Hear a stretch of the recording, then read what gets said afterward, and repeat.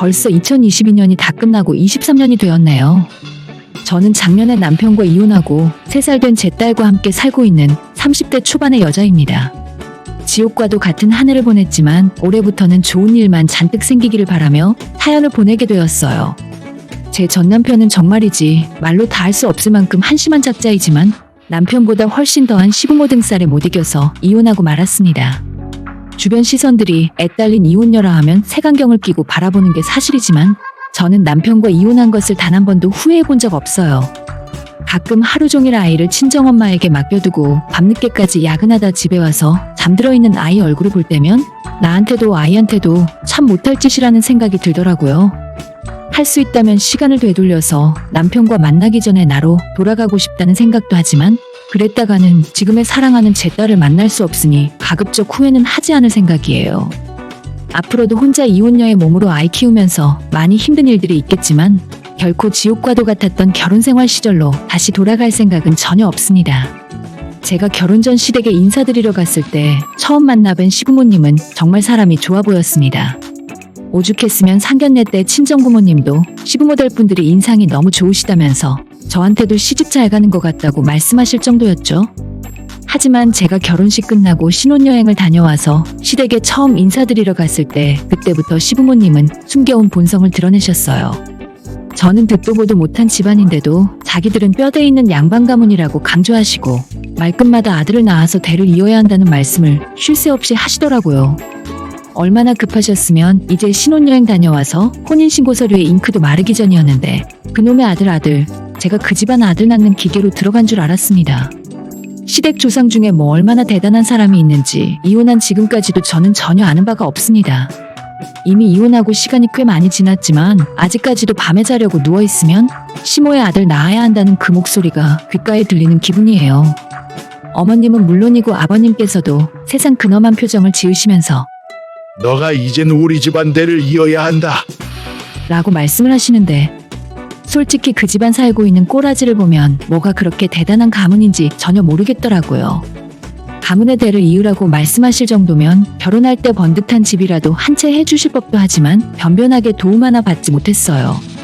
아버님 말씀하시는 것만 들으면 대대손손 뼈대 있는 양반 가문인 것처럼 말씀을 하시는데 그런 대단한 집안에서 장남의 장손이 장가간다는데도 전세금조차 보태주지 못하시더라고요. 덕분에 결혼하고 초반에 대출 갚고 사느라 고생도 참 많이 했습니다.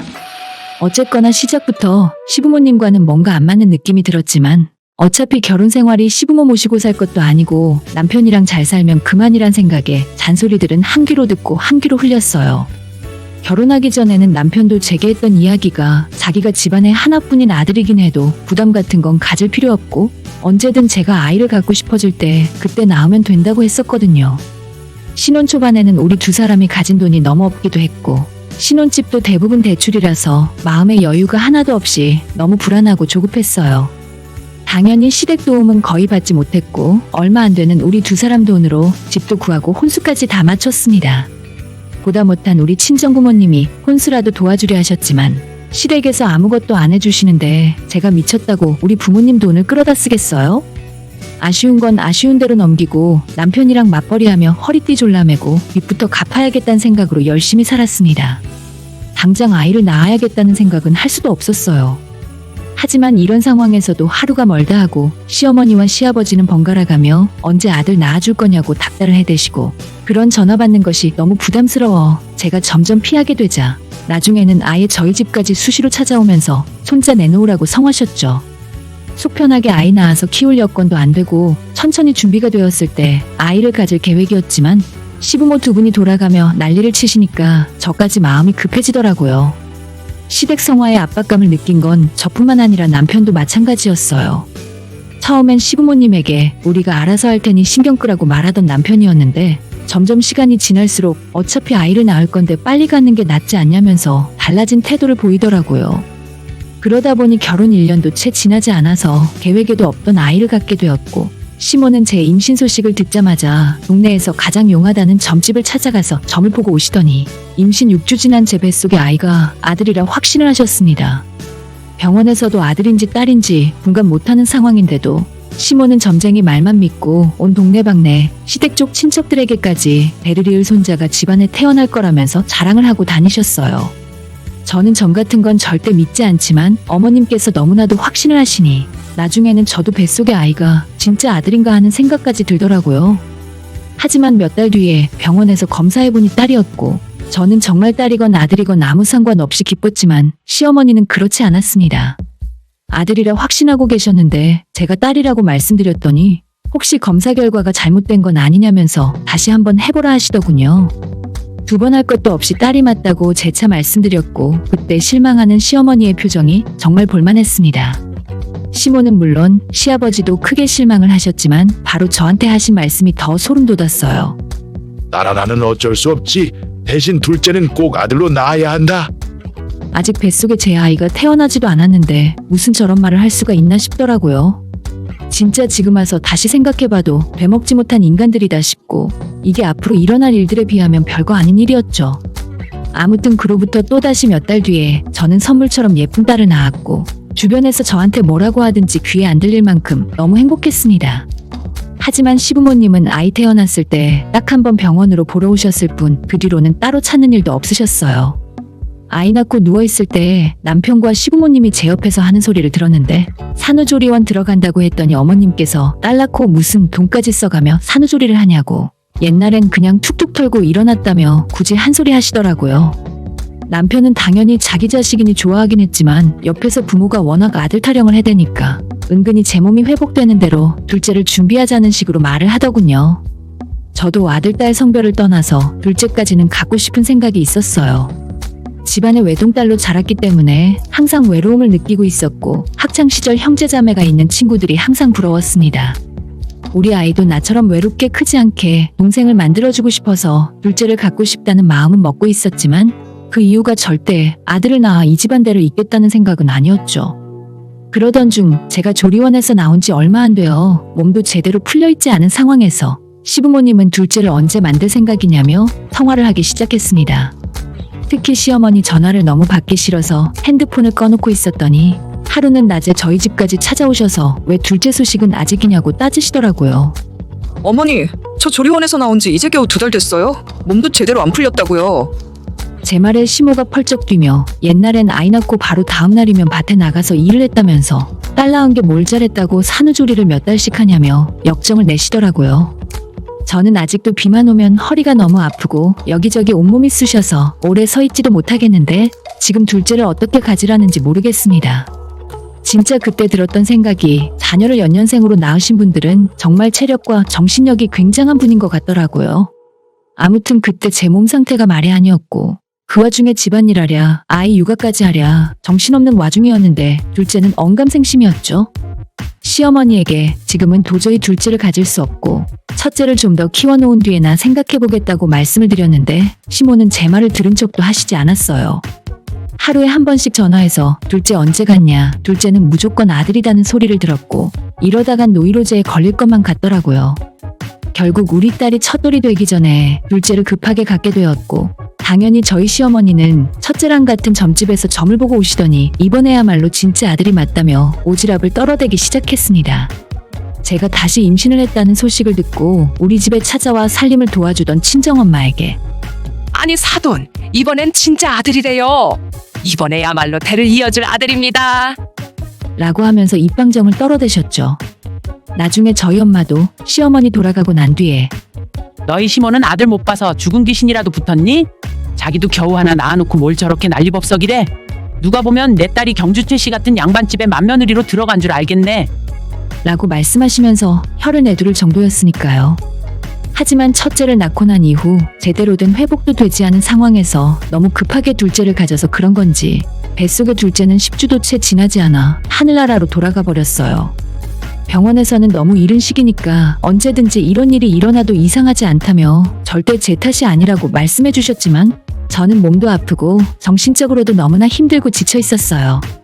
첫째 낳은 뒤로 계속 육아휴직을 하고 있었기 때문에 둘째를 유산하고 난 뒤에도 혼자 집에 있는 날이 대부분이었고 답답한 제 속마음을 터놓고 이야기할 상대도 거의 없었죠. 특히 남편과는 둘째를 먼저 보낸 뒤로 서로 약간 어색한 상태가 되어서 얼굴 마주보며 대화하는 시간도 크게 줄었습니다. 그나마 가끔 집에 찾아오는 사람은 시어머니뿐이었고 어머님과 대화를 나누다 보면 모든 이야기가 결국 아들을 빨리 낳으란 소리로 끝났기 때문에 나라는 사람이 이 집안에서 아들 낳는 거 말곤 쓸모가 없는 건가 하는 생각도 들면서 더 우울해졌어요. 스스로 자책하며 우울한 마음은 점점 커져만 가고 있었고 매일같이 되풀이되는 집안일과 육아를 하면서 스트레스가 자꾸 쌓여가더라고요. 돈도 제대로 못 벌고 집에서 청소와 빨래만 하고 있으니까 왠지 남편이랑 시부모 앞에서 할 말도 제대로 못하고 눈치만 보는 사람으로 바뀌어 갔어요.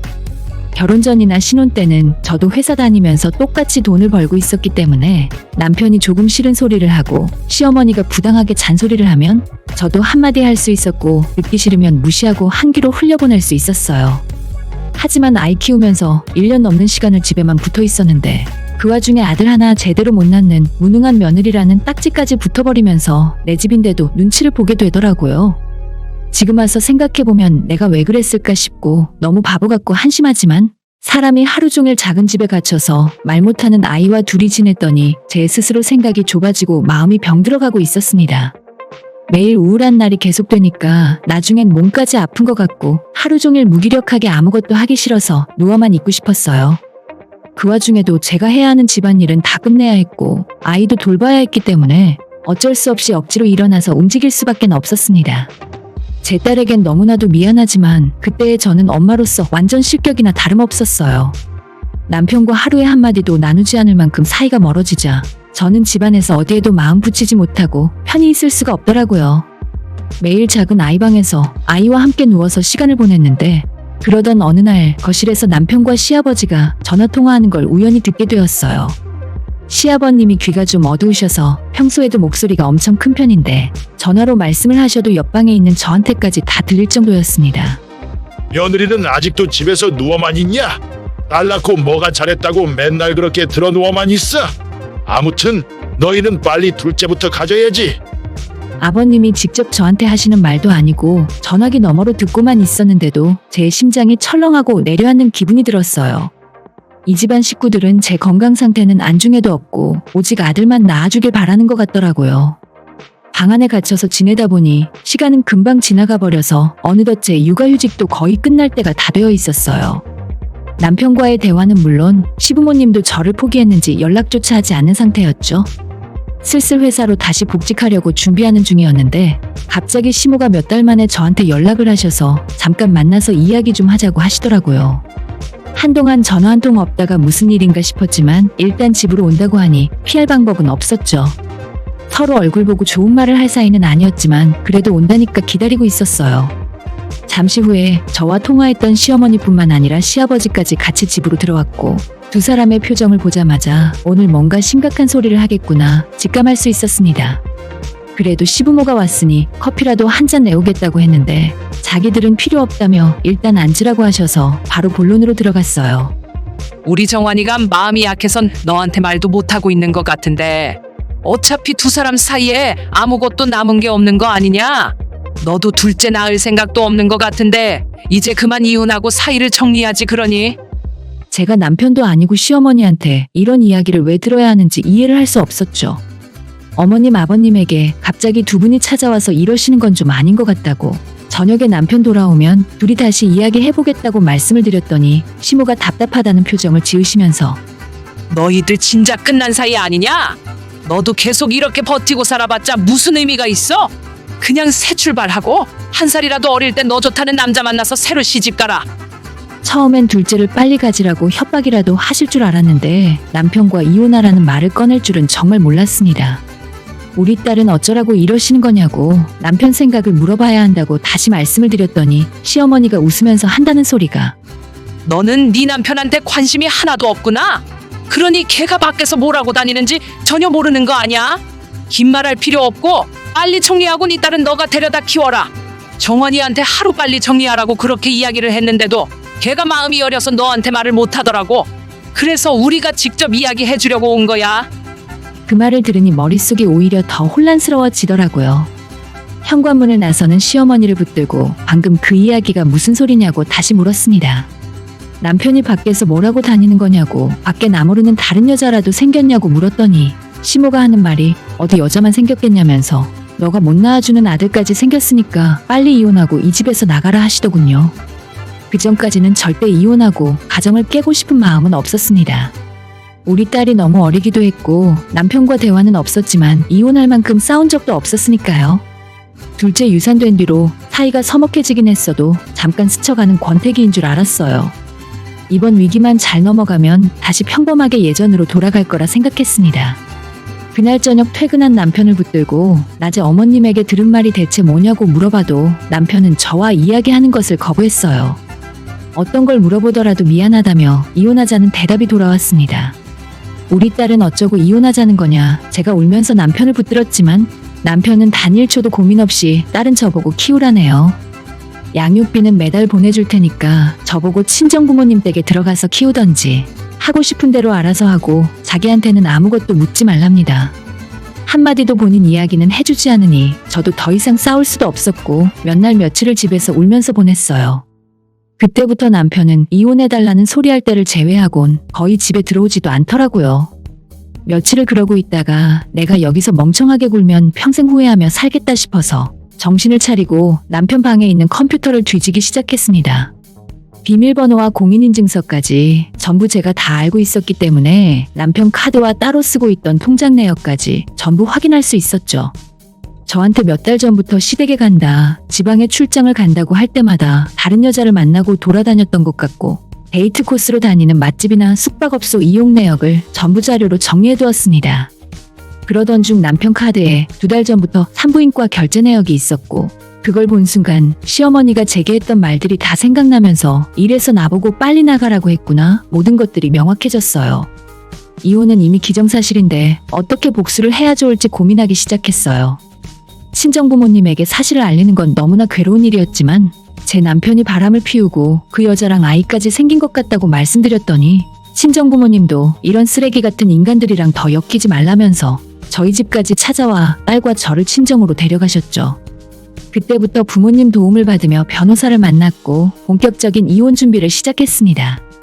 남편의 외도 사실은 제가 모아놓은 카드 명세서 자료와 남편 차의 블랙박스 영상으로 충분했고 제가 원하는 요구사항을 변호사와 함께 적어서 시댁으로 내용 증명을 보냈어요.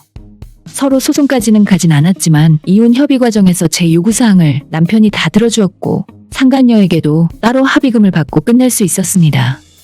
남편과 함께한 3년 결혼 생활에 대한 재산 분할과 위자료를 받았고 아이에 대한 양육비로 매달 50만 원씩 받기로 했어요. 그러는 와중에도 남편과 시댁 사람들로부터 미안하다는 말 한마디 들은 적 없었고 나중에 저한테 전화하더니 해달라는 거 다 해줄 테니까 하루빨리 끝내자는 소리가 전부였습니다. 딱 한 번 시어머니가 저한테 주는 돈이 아까웠는지 전화까지 하셔서 저주를 퍼붓고 악담을 하시더라고요. 아들도 못 낳는 게 네가 무슨 자격으로 돈을 달라 그래? 너 때문에 허비한 시간만 생각하면 오히려 내가 보상을 받아도 시원찮아. 평생 얼마나 잘 먹고 사는지 두고 보자. 그러거나 말거나 저는 받을 거 다 받고 이혼했고 지금은 친정에서 살며 다시 직장을 다니고 있습니다. 남편은 작년에 저랑 이혼하고 2달 만에 그 여자와 결혼식을 올리더라고요. 배 나오기 전에 결혼해야 한다면서 이혼 서류의 도장이 마르기도 전에 재혼해버렸습니다. 주변에서 다들 손가락질하고 욕하고 난리였지만 그 집안 사람들은 하나같이 수치심이라고는 없는 건지 당당하게 청첩장까지 뿌리고 번듯한 예식장에서 결혼식을 올리더라고요. 작년 가을에 아들 낳았다는 소식까지 듣고 그토록 권하던 아들 낳았으니 잘 살겠거니 생각했지만 얼마 전에 새로운 소식을 듣게 되었습니다. 제 전남편과 재혼한 여자가 아이 낳고 얼마 지나지 않아서 집을 나가버렸고 지금은 시댁에 애만 놔둔 채 연락이 되질 않는답니다. 아마 결혼 전에 만나던 남자가 있던 것 같은데 남편 통장에 있는 돈을 다 뽑아들고 도망쳐서 살림이라도 차린 것 같더라고요. 아들 낳아달라고 그렇게 난리치던 시모는 손자를 원없이 보게 생겼네요. 새로운 며느리도 도망갔는데 손자를 혼자 독차지하고 계실 거 아닙니까? 환갑 넘은 나이에 갓난 아이가 생겼으니 얼마나 좋으시겠어요? 비록 엄마 없는 아이지만 손귀한 집안에 대를 이을 장손이니 열심히 키우며 사시길 바랍니다. 겨우 저런 인간들 속에서 어떻게든 살아보려고 아등바등했던 제가 이제는 바보같이 느껴져요. 누군가 안 되길 바라면 저한테 다시 돌아온다고 생각해서 그런 생각을 최대한 자제하고 사는데 그 집안 인간들만큼은 꼭 지금보다 더 힘들게 살았으면 좋겠습니다. 오늘의 사연은 여기까지입니다. 구독과 좋아요, 알림 설정 부탁드려요. 다들 행복하시고 좋은 하루 되세요.